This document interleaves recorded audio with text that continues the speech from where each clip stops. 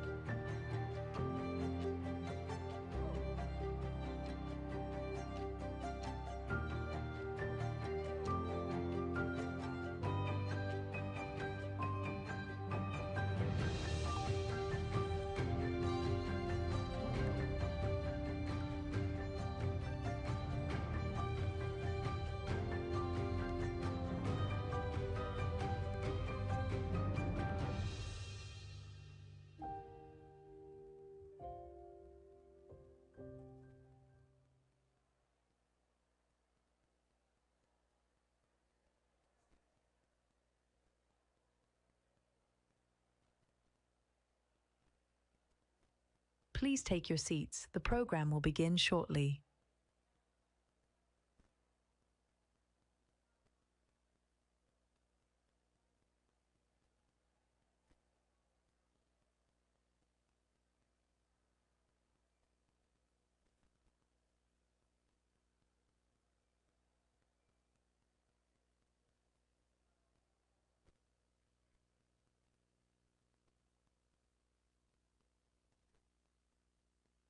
In 2015, the City of Paris hosted our first Climate Action Summit with local leaders. Back then, many questioned whether mayors and local leaders could make an impact on climate change.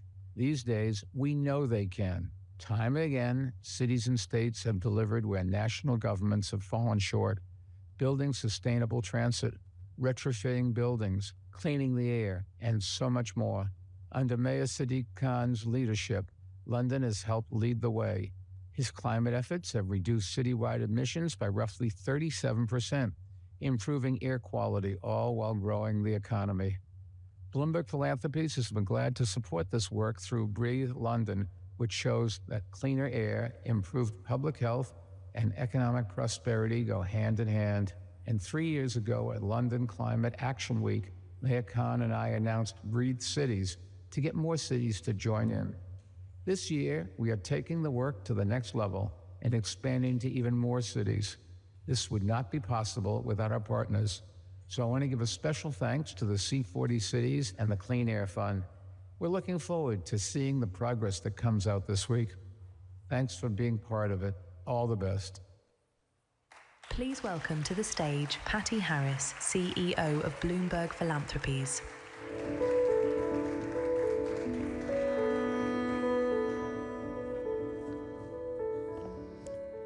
Good afternoon, everyone. On behalf of our entire team at Bloomberg Philanthropies, I want to welcome you to the third Local Climate Action Summit, or LCAS as we call it colloquially. A special thank you to the Mayor of London, our good friend Sadiq Khan, Secretary General Guterres, thank you. I also want to thank the City of London Corporation, the London Climate Action Week team, and so many others for your wonderful partnership this week. Our goal today is to bring together local and regional leaders from around the world to share great ideas and spur climate action. It's been incredible to see mayors and governors continue to meet the moment when it comes to leading and tackling climate change.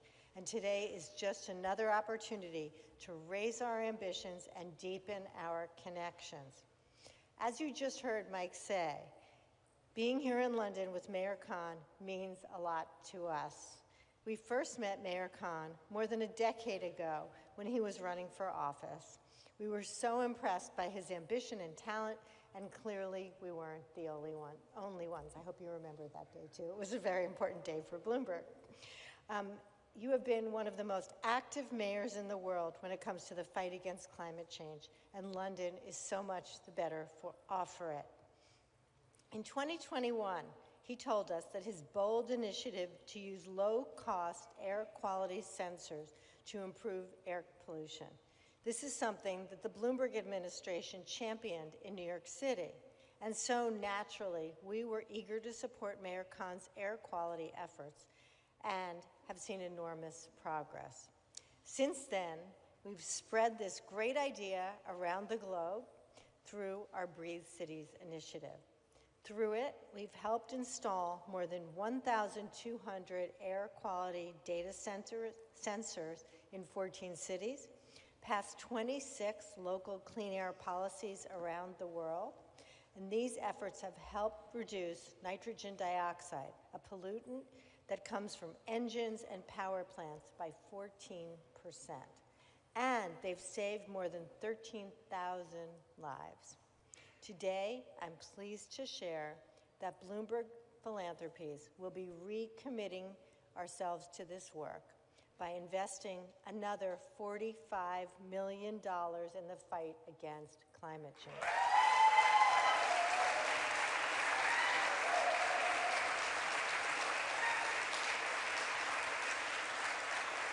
And we'll be adding 2 more cities Addis Ababa, Ethiopia, and Madrid, Spain.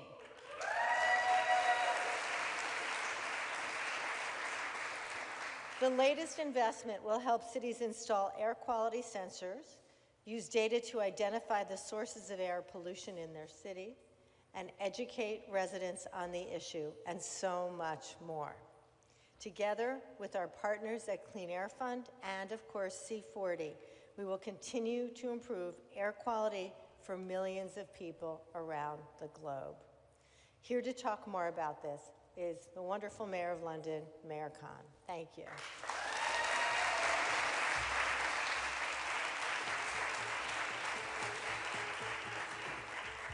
We can do better. Come on, that was Patty Harris, come on.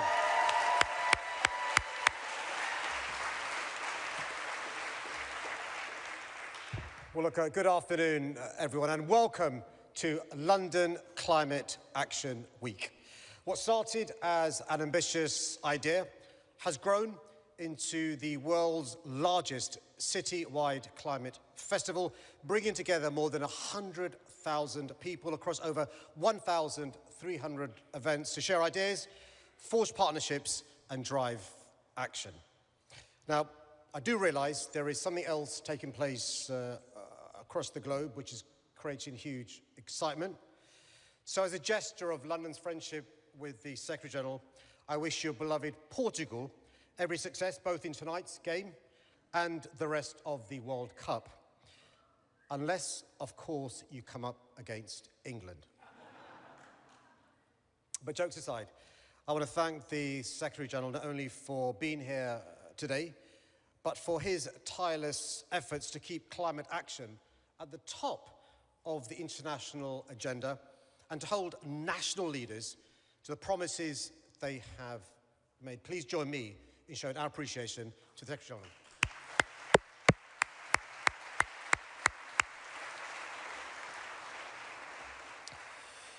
Now, this year marks 10 years since I was first elected as Mayor of London. When I took office in 2016, I promised to be the greenest mayor London had ever had. So rather than talk about climate action in abstract terms, let me tell you about what that decade of action looks like through the eyes of an ordinary Londoner. Imagine a Londoner waking up this morning.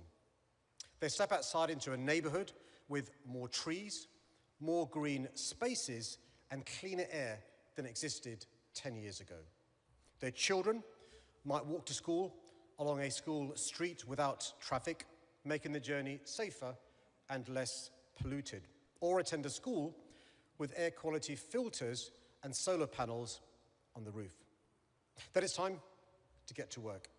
Today they might cycle on a network that has increased fivefold in size, board one of London's 3,000 plus zero-emission buses, or travel on the Elizabeth line, the Superloop, or extensions to the Overground and Northern Line that have transformed connectivity across our city.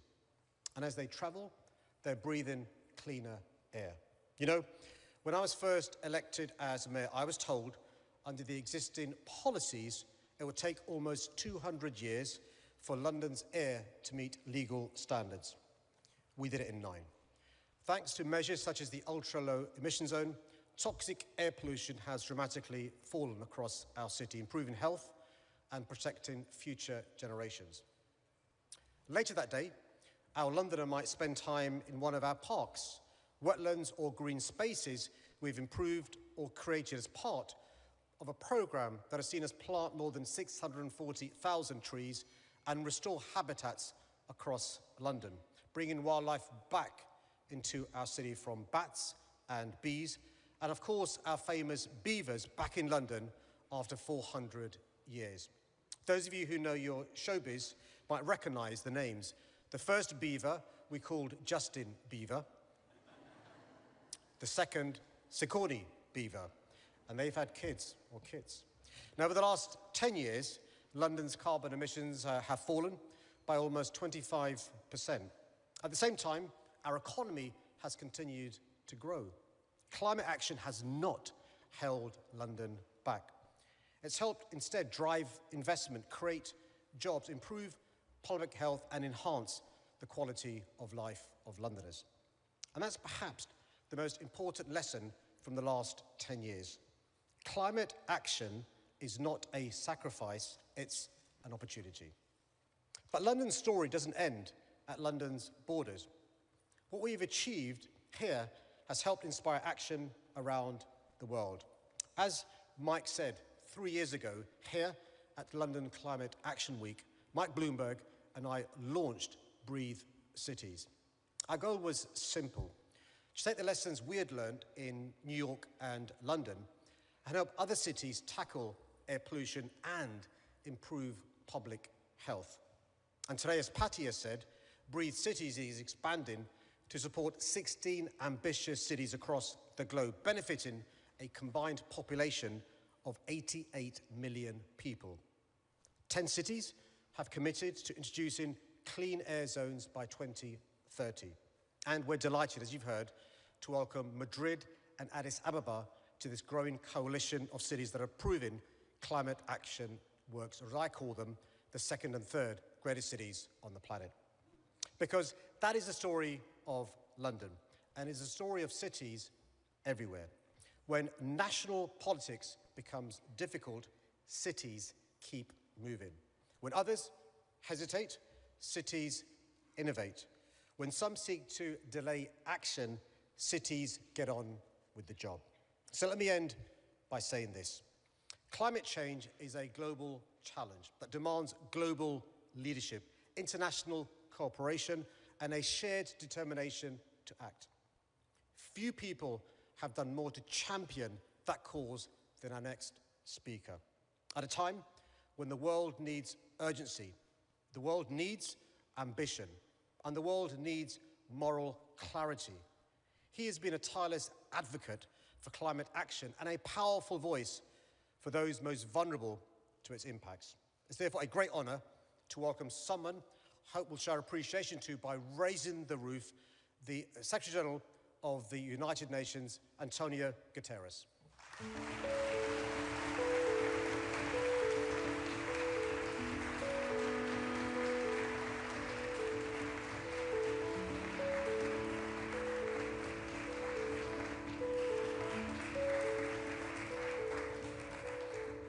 Dear friends, it's a great pleasure to be back among leaders who are not waiting for change, but delivering it. This morning, here in London, I delivered a message to the world, and no better place to do it than London. We just heard why, thanks to the action of the mayor and its team in this city during the last 10 years. We are facing two crises: a climate crisis racing towards dangerous tipping points, one in which a temporary overshoot of the 1.5 degree limit is now inevitable, and every fraction of a degree will decide how much damage people and communities face, and an energy crisis unfolding before our eyes, driving up prices, fueling inflation, and straining families, communities, and public finance. The two crises share the same source: fossil fuels, and they demand the same answer: a fast, fair transition to clean energy and far greater protection for people already facing climate harm. No group of leaders understand this more concretely than you.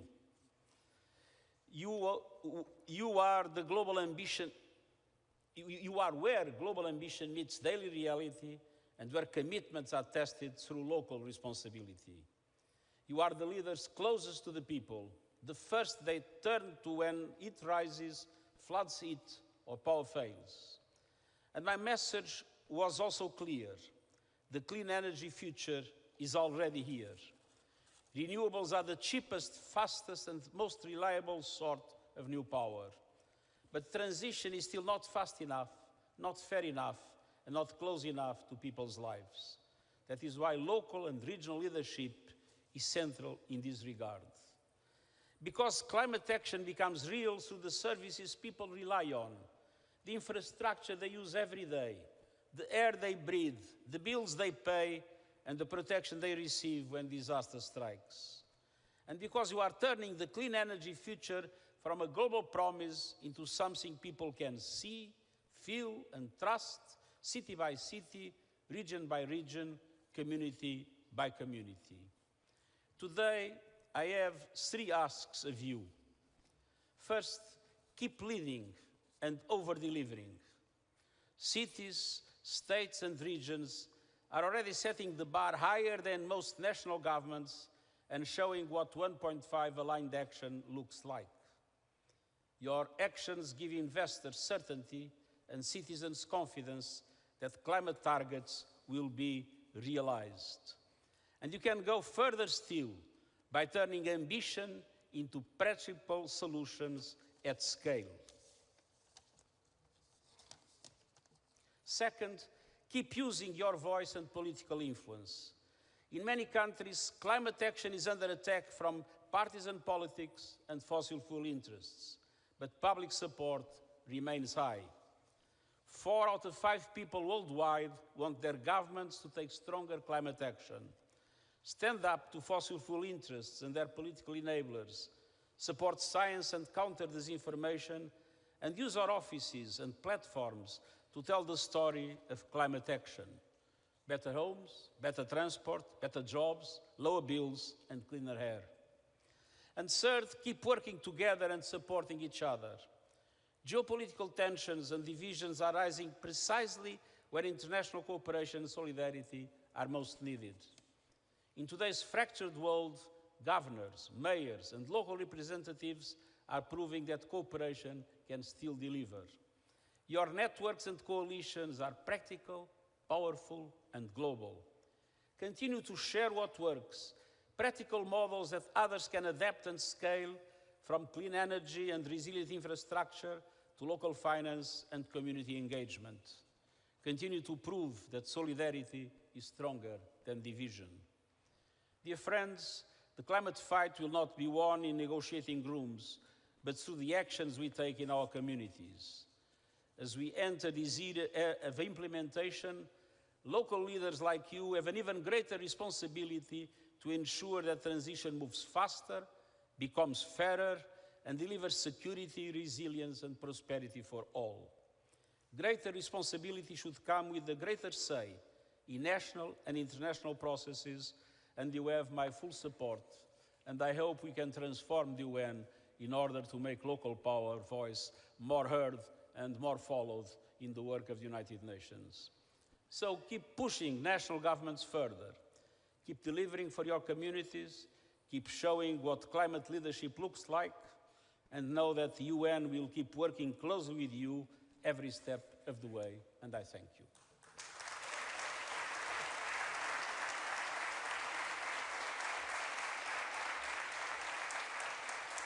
Please welcome to the stage Teresa Ribera, Executive Vice President for a Clean, Just and Competitive Transition at the European Commission.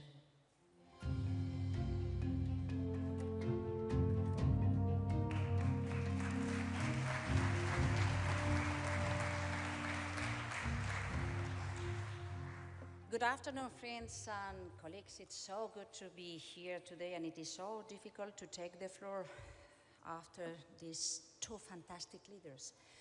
One of them leading the transformation of a great city, the other one leading the transformation of our multilateral system in a difficult time. And of course, being hosted by Patty in a moment where the combination of the different initiatives joining forces is so important.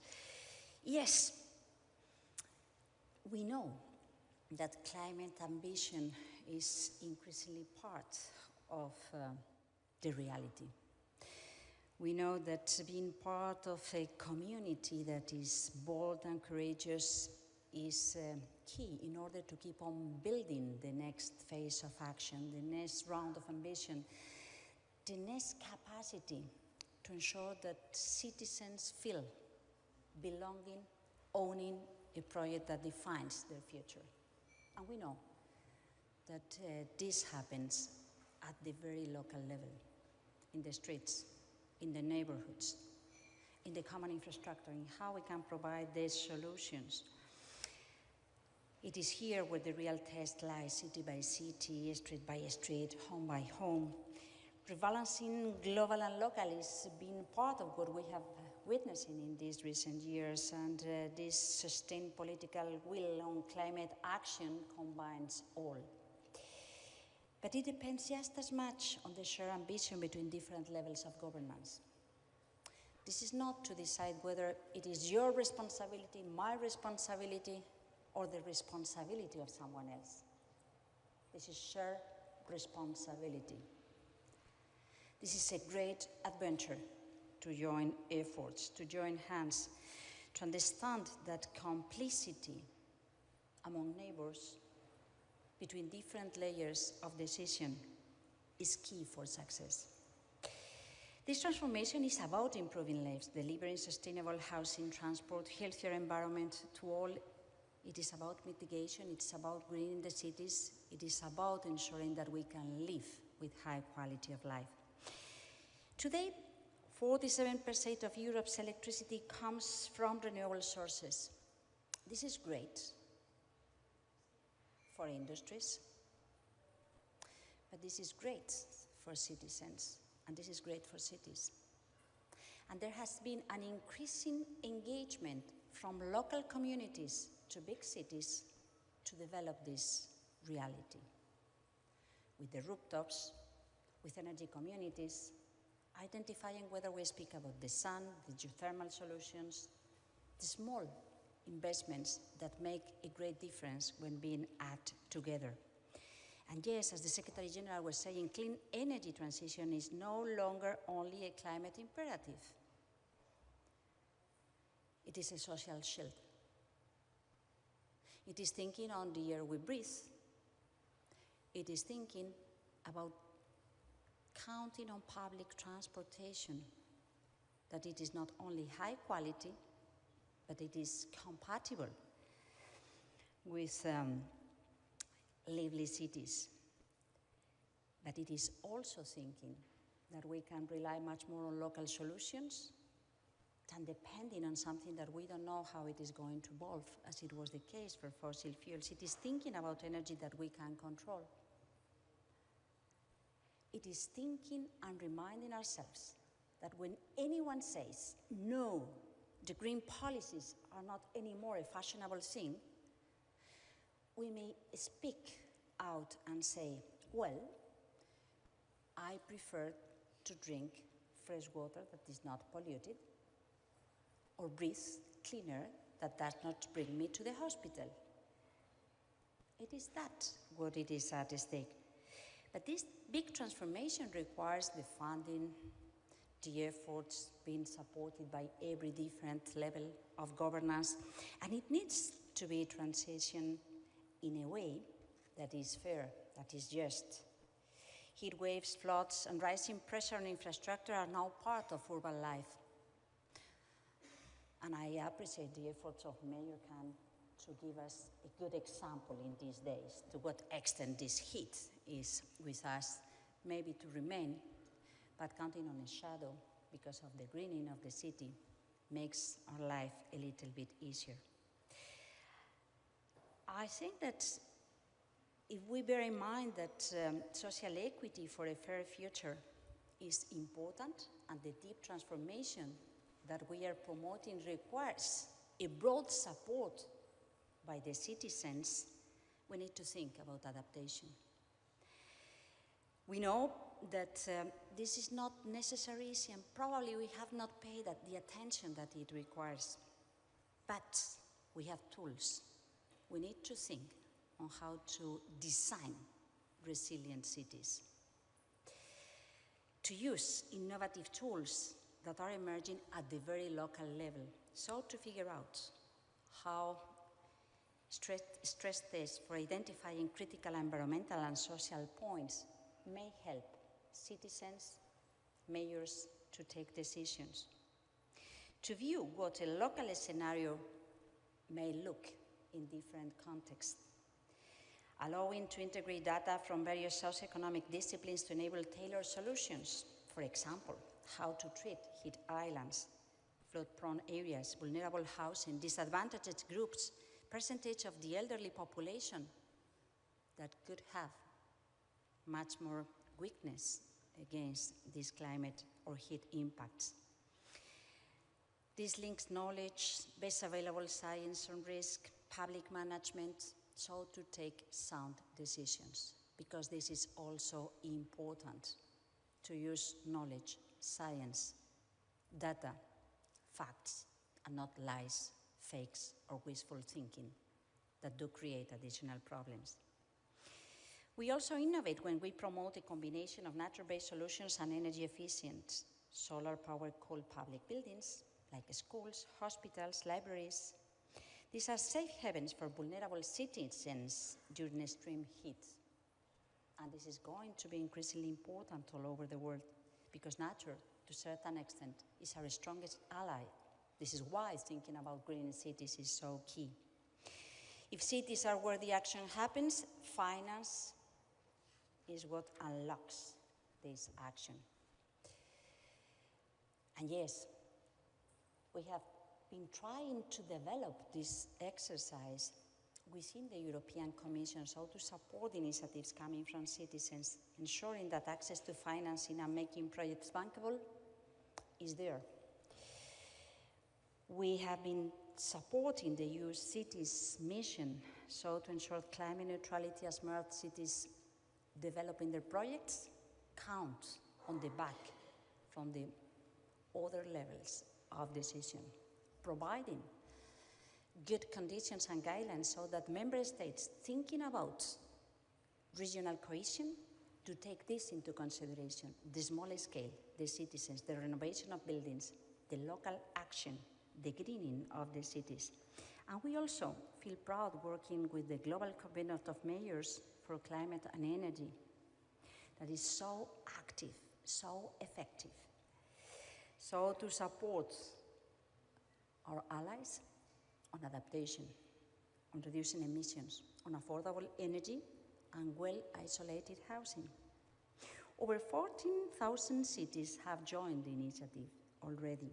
Together they prove that local leadership drives both mitigation and adaptation.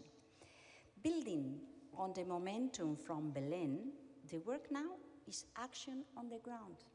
Action, action, action, action. It is what people expect from us to deliver. And this is where it is my pleasure to reassure our full commitment to keep on working with you all. Thanks a lot.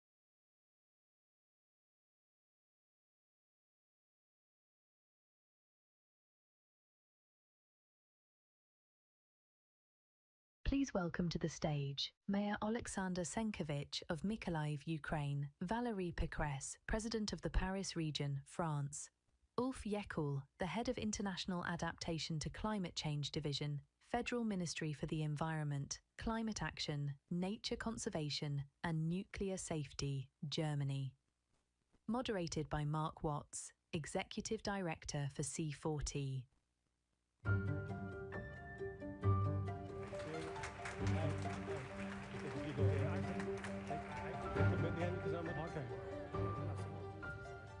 No problem.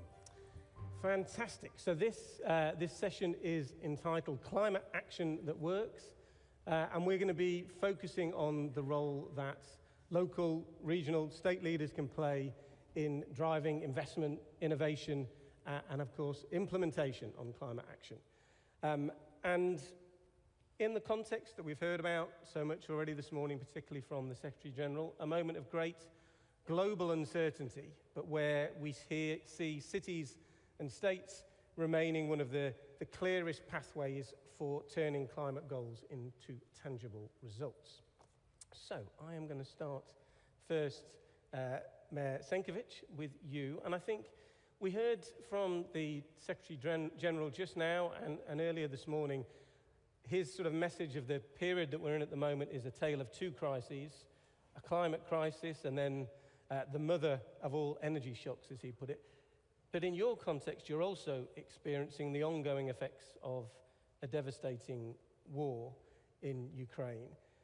And yet, you have been using, as Mayor, the City Climate Finance Gap Fund to improve energy security while accelerating your climate goals, all whilst you're dealing with that conflict. Can you just tell us, how are you thinking about issues like energy alongside economic development whilst also managing security? Thank you for the question. It's a big honor for me to be here today with you. As you understand, today in Ukraine, we have bigger problems than the energy saving, green transition, and decarbonization. But in the same time, we think about it and we implement it. We started the project, for example, the city of Mykolaiv. It's a 500,000 city, which a port, second biggest port in Ukraine. We are situated 50 kilometers from the front line, and we were the city that stopped Russian invasion in 2022 and pushed the Russians back to the temporary occupied territories. We understood, well, the wartime, that the energy independence, it's not only about efficiency and green transition, it's more about survival and energy independence. Before the full-scale invasion, we started to cooperate with the World Bank on the changing of our boiler house. In Mykolaiv, we have different kind of temperatures, like from -10 up to 55 by Celsius. And we have district heating enterprises, which we started to modernize. And at the end of the project, we had 35% economy of the natural gas. So we decreased the amount of consumption and increased the efficiency of these boiler houses, which actually helped us to save some money to move forward with the changes of the networks of these pipes. Together with EBRD, we started to change our public transportation from the one that use fossil energy resources to energy-saving trolley buses and trams. Again, trolley buses with the batteries that gave us ability to move with the 20 kilometers without the charging, gave us a really efficient way to work while the blackouts. As you understand, Russia attacks our energy infrastructure, leaving us without the energy, the electricity, and so on. So that's why we have to think to be creative. And in the same time, we do all these changes on our enterprises, implementing the solar panels, the gas pistons, and so on, to be more independent from the central grid. And at the same time, we are ready to share with this experience with the world, because we say that to have the resilient city, you need to have it decentralized. Because we try to centralize everything in the modern world. But the key to resilience is to decentralize, to have it like a backup. And moreover, together with our rockets today in Ukraine, we help Russia to be less carbonized. Destroying the oil processing plants, we move them to the bicycles. So I hope that this, let's say, involvement in a green transition from Ukraine will also be valued. In the end, I will say that our city, as a partner of United Nations Economic Commission for Europe, we work on a master plan. With that, we plan to implement after the end of the war. Together with Bloomberg Philanthropies, we use the best practices and we involve youth as a moving force to not only think about future, but plan it and prepare projects to implement them after the end of the war. Thank you. Thank you, Matt. And I don't want to steal your line, but you used an amazing phrase in a meeting earlier when you say, you're not building back better. Right. But yeah, we review the war not only as a disaster, but as a chance to rethink our existence and the future of our city. So we don't want to build back better, build back greener, but build forward greener. All right, build forward greener. I like that phrase. Thank you.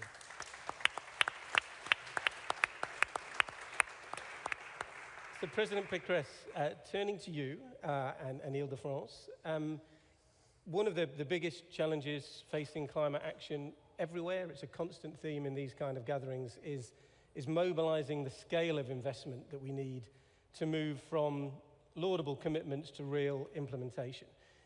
In Ile-de-France, you've been such a pioneer in showing how regional government can really be innovative in the use of financial tools, particularly around green bonds, but also decarbonisation funds. So perhaps if you can give us some insight in the lessons that you have learned about using those tools to accelerate climate action and how regional governments can most actively partner with the finance sector, with investors to mobilise that capital. Absolutely. Here today I represent Paris region, so 12 million inhabitants, one of the most populated regions of Europe, but I also represent Regions 4 and the Under2 coalition. Why regions? Regions because we are architects of ecological transition. We are enablers because we fund local governments in order to help them to do the ecological transition investments. And we are also equalizers. Equalizers because Paris, of course, is the richest city in France. But around Paris, you have the poorest suburbs of the country, and you have also 75% of rural areas. And the region is made of territories that are very different. And as you know, we are suffering an unprecedented heat wave in Paris at the moment, which is lasting. It's been lasting for already 10 days, and which makes the country on its knees because we are not prepared to live above 40 degrees. And you're talking about financing ecological transition. Ecological transition is about mitigation, but it's also about adaptation to climate change. And as you know, regions represent, local governments represent 80% of the investment in ecological transition, and we only receive 10 to 20% of the international funds for ecological transition. So, of course, we need to borrow. We need to leverage our public funds with private funds and find investors. And for example, in my region, we launched 10 years ago when I was elected, the revolution for transportation, for our public transportation system. Some of you may have come to Paris and may have seen some of our major investments for the Olympic Games, for example. And we are opening 300 kilometers of new metro lines, and we are changing basically all the trains, all the buses, all of the trams, and we are decarbonizing them. And this is a 30 billion investment. And to fund this 30 billion investment, we went to the markets and we launched the first, I think, European green bonds issuance. And we were oversubscribed 3 times by the markets. Why? Because, of course, the banks and investors have ESG obligations. And investing in ecological transition is bankable. And that's what I came here to tell you. It's bankable because of course, if we do clean transportation, we have more people in our transportation system. And that's what happened in France. And we had the opportunity to give a single ticket for €2 for the whole 12 million inhabitants of the region. And that's a game changer in the use of transportation. And of course, we have, for the first time in the history of France, a decrease in the use of private cars. So that's what I came here to tell you. It's bankable to work on ecological transition. And we also put on foot a decarbonization fund. What is a decarbonization fund? It's a fund where the region is putting around 50 million, and we are leveraging this fund with the private sector, with private banks, with private investors. And we take stakes in the SMEs that are very active into the ecological transition, to make them grow, to make their products cheaper, and we are doing that. So yes, I think we can attract private investments, and that's what I came to tell you. We are also leader of a European program which is called GreenGov, and which includes your city, dear Mayor, and lots of European regions. GreenGov is a European Union funded program which makes all the local governments look at how we can benchmark the best initiatives in ecological transition, the ones which give the best yield, the best return on investment. So yes, finance should be mobilized. We need the funds. We need the funds to invest in the future, and we, public, local governments, we de-risk these investments. Because of course we cannot go bankrupt, because of course we are planning forward. And so it's a safe bet to invest in ecological transition, and I hope the Bloomberg Foundation will take the lead on this subject. Wonderful. It's a very clear message for any mayors or governors thinking about issuing a green bond. They are bankable. And I think that, that story of 3 times oversubscribed, I hear that in so many places. So it's a tragedy that not all local authorities and regional authorities have the ability to be able to issue green bonds, but we know they really work, and we need to unlock those powers. Okay, moving along now, Mr. Jäkel, and you were introduced as the head of international adaptation of the climate division in the German federal government. But of course, you're also in that capacity serving as the co-chair of the Coalition for High Ambition Multi-Level Partnerships, CHAMP, initiative at C40 we're very invested in, which is helping national governments work with subnational governments in partnership in delivering climate actions. And we've heard a lot of great projects from states, from cities today, but for those to work, they often need financing from higher levels of the public sector, from government, and from private sources. So from the perspective of national climate strategies and investment frameworks, how do you ensure that local governments are not just the recipients of funding, but genuinely co-designers in it?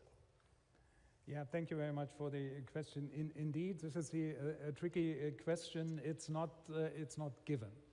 If you work in politics, then you know how difficult it is working across the levels and taking into account a multiple voices in your country, in your regions, bigger cities, but also the smaller cities. Therefore, it's the multilateral partnership has the momentum is there, but it has to be taken up seriously. And because climate action, as we heard, becomes real in cities and regions, mitigation, and of course also adaptation. And that's where CHAMP comes in, and we think CHAMP is so important.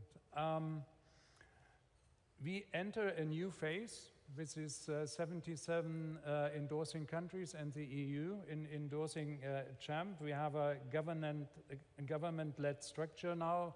We have a steering group of governments. We have an advisory board of regions and cities, which will meet tomorrow for the first time.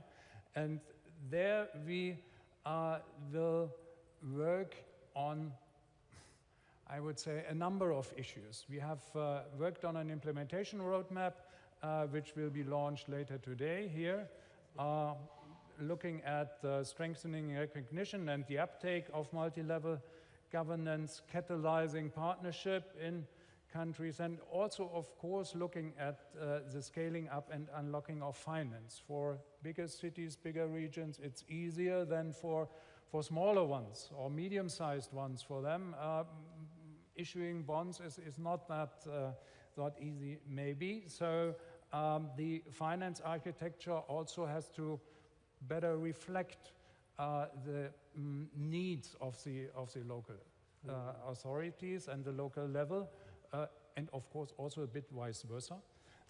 So that's where we are working on. We are not creating new institutions, new processes and adding to the overall relatively complex climate policy on the multi-level level. But we will work with the institutions already in place from the finance sector, but also the institutions like C40, GCOM, and ICLAI. We will work with the Secretariat at the World Resources Institute, generously supported by Bloomberg Philanthropies, and we will work towards the aim that having a higher recognition of the importance of a multi-level partnership, coming together, working together in designing climate policy with the local level, with the regional level, and on the national level. That's what we are working on in the coming years, and we hope that you will join us in working with that as endorsing country or partner of CHAMP. Thank you very much. Thank you.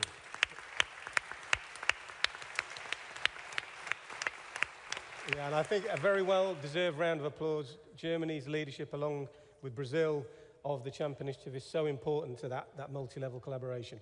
I think we've got time for one lightning-fast final round. It's going to be, oh no, I'm getting the shake of the head. We've not got time for one lightning-fast last question. So let's have a huge round of applause for this fantastic panel. Thank you, everyone.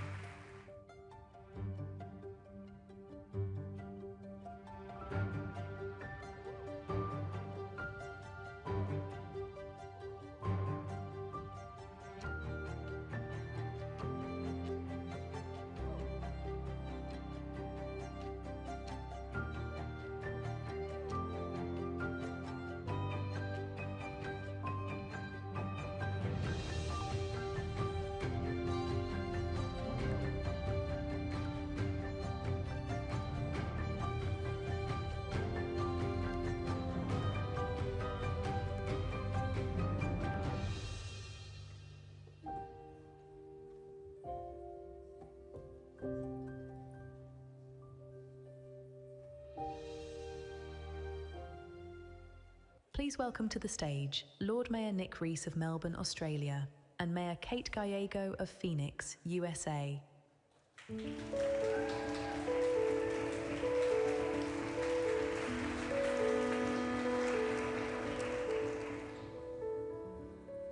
Well, hello everyone. It's so great to be here. Let's start with a quick show of hands. Put your hand up if you used your phone for an AI search today or to catch the tube here.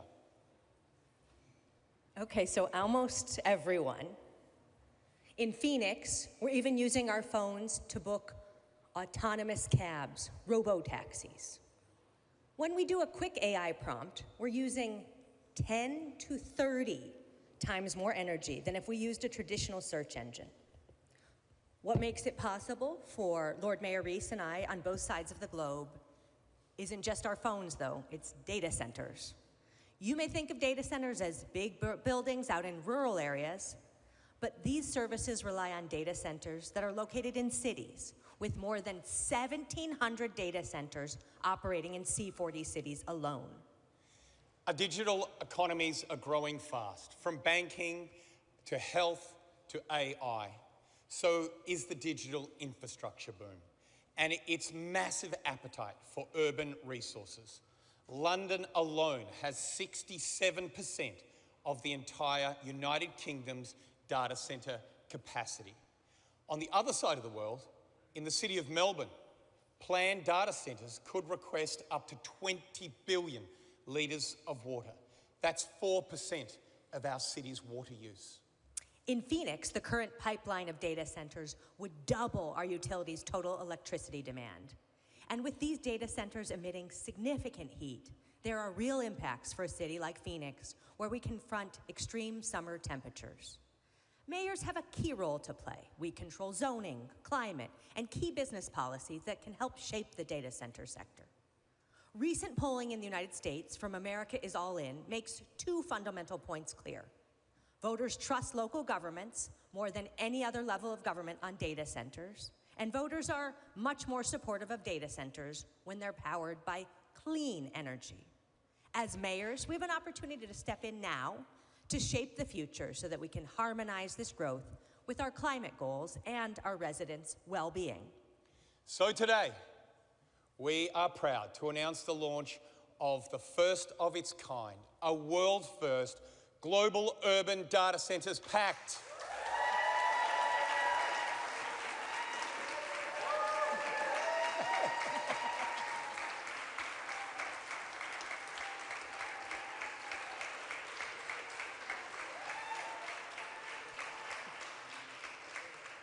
A mayoral-led vision setting out the conditions that we mayors believe are essential for sustainable, high-performing urban data centres. The pact covers 4 key areas. First, strategic integration. Data centers should be good neighbors, revitalizing old spaces, respecting local residents, and protecting the health and quiet of our communities. In Phoenix, our zoning ordinance encourages data centers to develop in the right locations, to improve the streetscape and be a good neighbor. Second, sustainability. We're pushing for data centers to leave the fossil fuels in the ground and the drinking water for our residents, bringing their own clean energy to our grid. We've seen how this is possible around the world. London is finding ways to use heat generated by data centers to heat neighboring buildings. Thirdly, community engagement. We invite data centres to work with cities like true partners, investing directly in our local communities and engaging with our residents directly. In Des Moines, there's an inspiring example. The industry has invested directly into local training programs for underserved communities. And fourth, affordability. We believe data centres can be good neighbours. We're making sure that data centres cover the cost of infrastructure needed so our residents will never foot the bill for their power, their water, or network upgrades in the form of higher monthly bills. In Melbourne, data centres already have to pay for the water, sewage and recycled water infrastructure upgrades they need, so our residents don't have to cover all of those costs.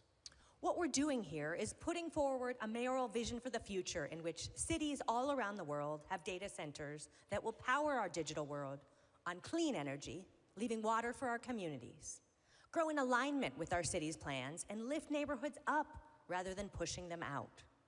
Support our local economic engines, investing in green jobs and funding resilient infrastructure that serves all residents. It's not just Mayor Gallego and I bringing this vision forward.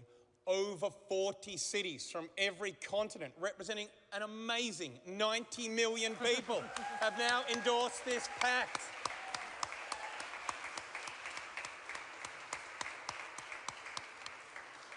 And just this morning, we had Copenhagen and Curzon City join us in endorsing. Give it up for those 2 great cities as well.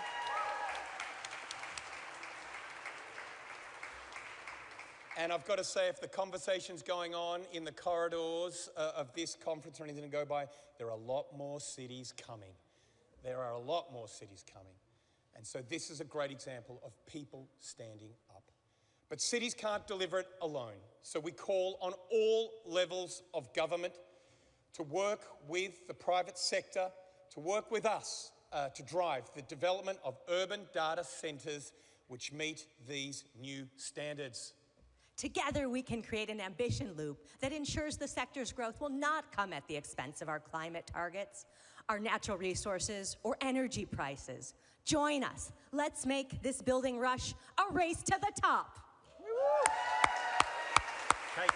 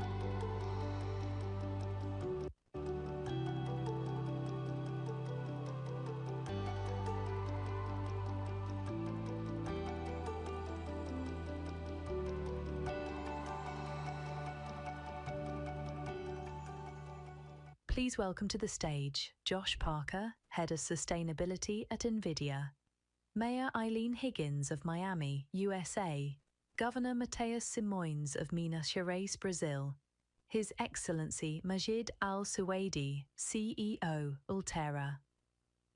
Moderated by Francine Lacroix, Anchor and Editor-at-Large at Bloomberg.